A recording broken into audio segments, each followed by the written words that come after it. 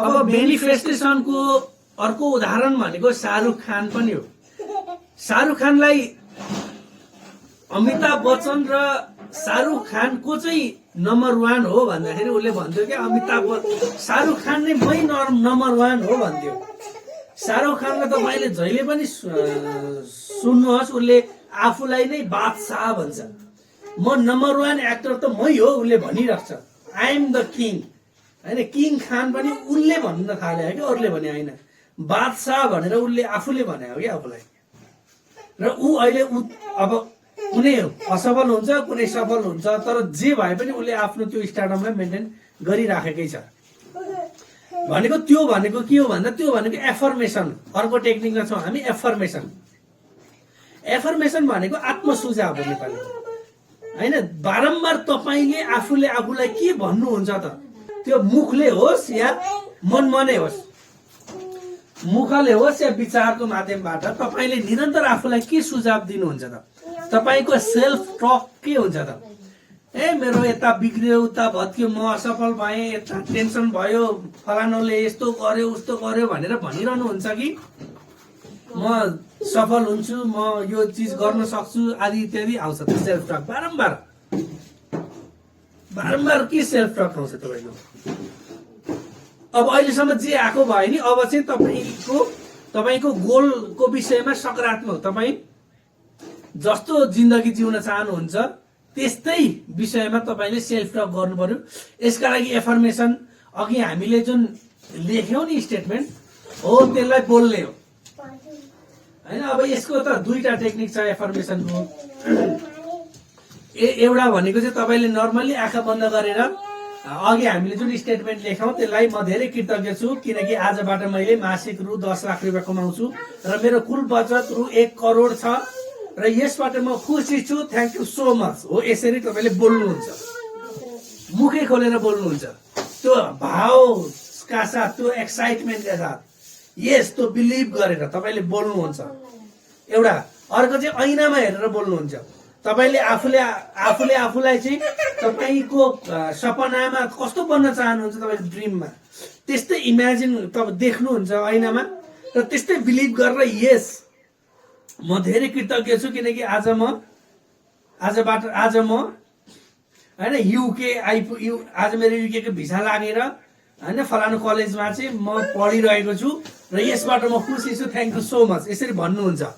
तपाईले बारम्बार भनेपछि त तपाईको सबकन्सियस माइन्डमा प्रवेश गर्छ हैन। दिलजितको मैले यहाँ फोटो देखाएँ। उसले चाहिँ जब दिलजित स्ट्रगल पिरियडमा हुँदाखेरि साथीहरुसँग कतै जाँदाखेरि के गर्थ्यो भन्दा अरु साथीहरु अरु हैन तास खेल्थे खाली टाइममा या बिहान सुतिराख्थे, तर ऊ चाहिँ बिहानै उठेर टक्क रेडी भएर ऐना हेरेर चाहिँ उसले चाहिँ ऐना हेरेर चाहिँ के भन्थ्यो अरे भन्दै जसरी हजारौं अडियन्सको अगाडि हैन माइकमा गीत गाइन्छ नि, उसले चाहिँ त्यसरी नै हेलो गाइज हैन म यस्तो यस्तो हो, म हैन म आज तपाईहरुमा उपस्थित भएको छु मेरो नयाँ गीत लिएर, यसरी चाहिँ उसले चाहिँ भन्थ्यो अरे के आफूले आफैलाई ऐनामा।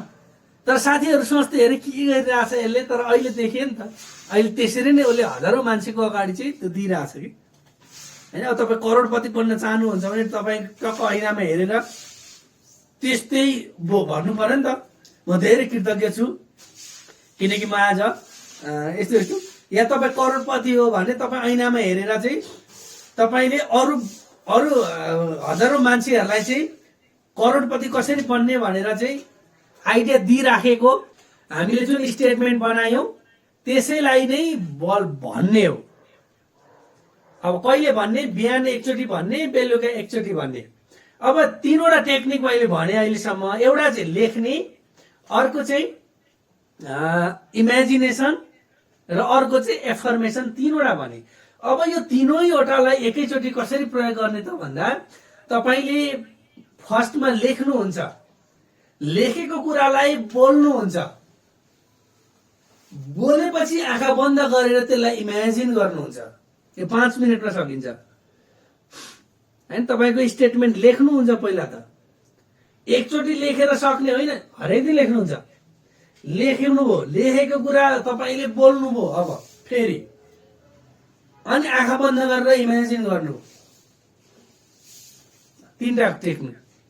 अब यो त्यो स्टेटमेन्ट भन्दा बाहिर पनि तपाईँले 24 घण्टा सकारात्मक शब्दहरू मात्रै प्रयोग गर्नुपर्छ।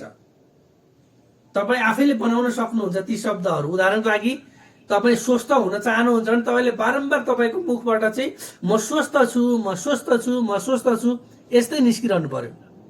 तपाईँको मुखबाट झुक्किएर पनि निस्किनु हुँदैन म बिरामी छु भनेर चाहिँ, स्वस्थ छु। तपाईँ संवेदनशील छु या म प्रेमपूर्ण छु, होइन म चाहिँ समझदार छु, म सम्पन्न छु, मसँग छ भन्नुपर्छ कि तपाईँ मसँग होस् भनेर चाहनुहुन्छ भने, होइन म शान्त छु, म खुसी छु, म आनन्दित छु, हो यस्ता शब्द प्रयोग गर्नुपर्छ। यस्तै तपाईँ आफूले बनाउन सक्नुहुन्छ। सर्टकट एफर्मेसन भयो यो चाहिँ, होइन तपाईँको गोलकै स्टेटमेन्ट बोल्ने एउटा छँदैछ, यो चाहिँ सर्टकट एफर्मेसन भयो। अनि यस्तै गरेर एउटा मात्रै एफर्मेसन सफलताको लागि, त्यो हो यस आई क्यान, म अवश्य सक्छु। यो स्टेटमेन्ट लेख्नु त। तपाईँले 24 घण्टा जब तपाईँको मनमा म सक्दिनँ खेलिरहेको हुन्छ, तपाईँलाई ह्याङ गरिरहेको हुन्छ, तपाईँ झलास याद आएपछि तपाईँले के भन्नुहोस्, म सक्छु, यस I can, yes I can, yes I can, yes I can, म सक्छु, म अवश्य सक्छु। मुखै खोलेर भने नि भयो, मनमा नै भने नि भयो। केही काम छैन भने नेगेटिभ सोचेर बसिरहनु भन्दा यही भन्ने नि, म सक्छु। 1 घण्टा जति तपाईँले निरन्तर भन्नुहोस् त, म सक्छु,